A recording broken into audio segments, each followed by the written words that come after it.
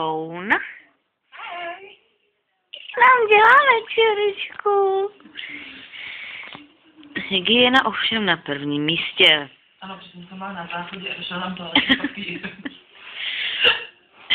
Tak, máslo namesíme na chleba, tady máslo buko, a lehce rozmažeme pod cílem povrchu toastového chleba made by Penny Market.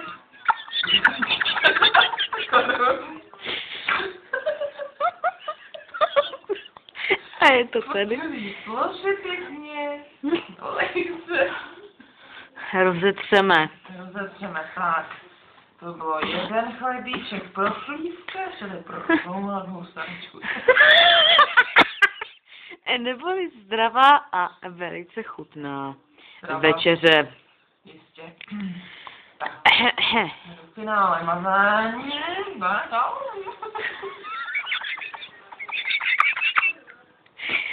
Tak. Zouna necháme zounem a přemístíme se k velké kupě po mé levé ruce.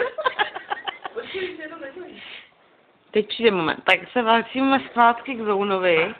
Vzhledem k tomu, že se nám zásoby zúžily na jeden plátek stíran a jeden plátek šunky. Která není zrovna nejčerstvější. No. No, vzhledem k tomu, že je všude krize finančního rozměru. No, rozdělu, tam že jo. Finančního rázu, of course. Můžeme být rádi aspoň za neúplně vonavý plátek šunčičky,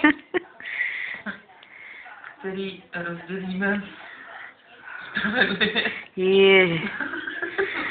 No, buďme rádi, že to točíme z dálky, protože...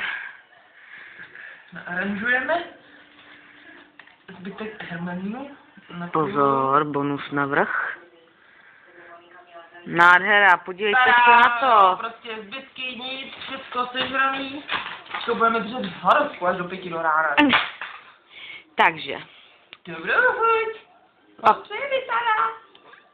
Krása. A teď po mé již zmíněné levé ruce je velký batoh, nevím jaké značky. Pod batuškem je můj polštář a pod polštářem je mega papíru a to je pravo. Takže to máme umět na pátek. Toto je ozdoba večera a to je poslední klapka a Lucie Zonková. Finish.